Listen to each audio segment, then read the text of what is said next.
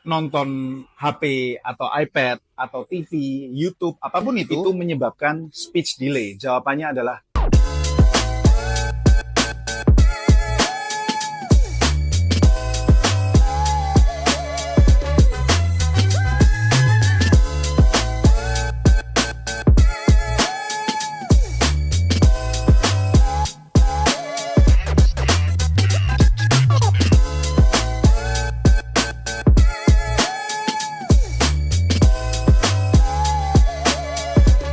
Good day, kembali lagi bersama saya Andrew Sofian Putra di channel saya yang membahas tentang psikologi, tumbuh kembang anak, dan juga pendidikan. Dan kali ini saya mau membahas tentang salah satu topik yang begitu banyak ditanyakan oleh orang tua, yaitu tentang screen time dan speech delay. Apakah betul screen time itu menyebabkan speech delay? Jawabannya adalah ya dan tidak.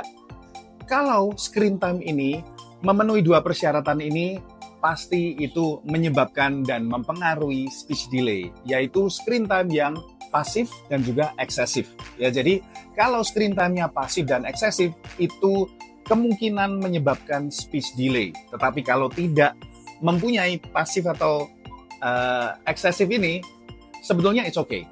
Saya akan jelaskan.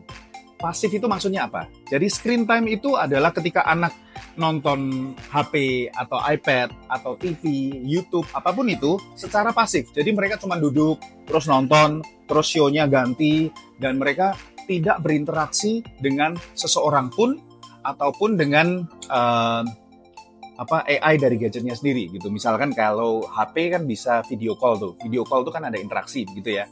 Lain ceritanya dengan YouTube yang hanya pasif gitu. Itu yang pertama. Yang kedua adalah eksesif. Eksesif itu adalah berlebihan, ya. Apapun yang eksesif itu tidak pernah baik. Kita nggak usah ngomongin tentang screen time. Makan aja kalau Anda makannya berlebihan, Anda pasti sakit perut. Atau Anda katakan hal yang baik itu apa? Minum obat. Minum obatnya berlebihan juga pasti nggak baik. Ya, olahraganya berlebihan juga nggak baik. Tidur berlebihan juga nggak baik. Jadi kita ngomong eksesif, apapun tuh nggak baik gitu. Tetapi selain pasif dan eksesif, itu sebetulnya gadget adalah tool. Tool itu alat, ya, sama seperti kalau kita mau pakai gunting. Ya. Gunting itu bisa melukai seseorang, tetapi tanpa gunting kita nggak bisa membuat banyak hal seperti bungkus kado, seperti kita mau menghias bunga, masak, itu semua pasti perlu gunting. One way or another, every tool, setiap alat itu pasti ada positif dan negatifnya. Sama juga dengan gadget, HP, tab, TV. Kalau kita mau memanfaatkannya untuk tumbuh kembang anak, yang perlu kita hindari adalah dua hal ini tadi, pasif dan eksesif.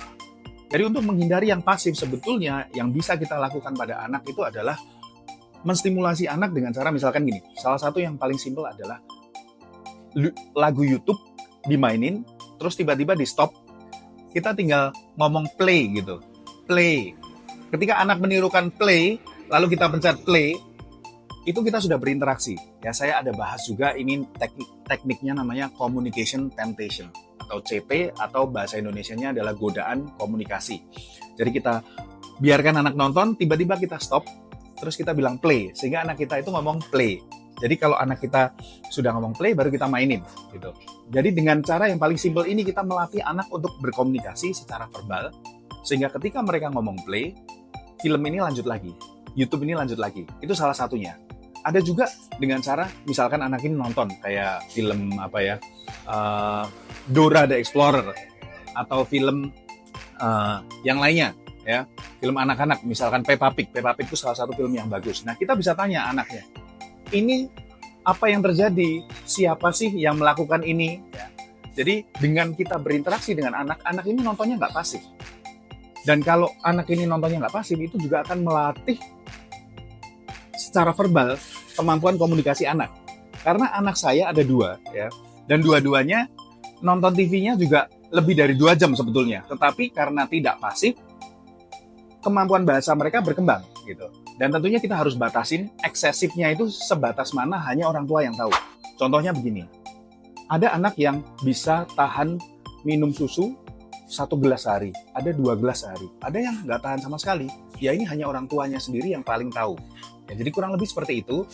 Menurut Anda bagaimana? Apakah nonton screen time itu pasti menyebabkan speech delay? atau Anda punya pengalaman pribadi, silakan bisa di-sharingkan, tulis di kolom komen. Kalau menurut saya, asalkan kita menjaga waktunya, tidak eksesif, dan juga tidak pasif, itu kita bisa memanfaatkan gadget dan screen time menjadi sarana untuk mendidik dan menstimulasi anak. Oke, terima kasih sudah mendengarkan channel saya. Kalau Anda merasa video ini bermanfaat, silakan subscribe dan juga share ke lebih banyak orang, sehingga lebih banyak lagi orang tua yang secara kritis tahu cara untuk parenting dan mengoptimalkan tumbuh kembang anak. Kalau Anda punya pendapat lain, let's discuss together, dan terima kasih. God bless you all.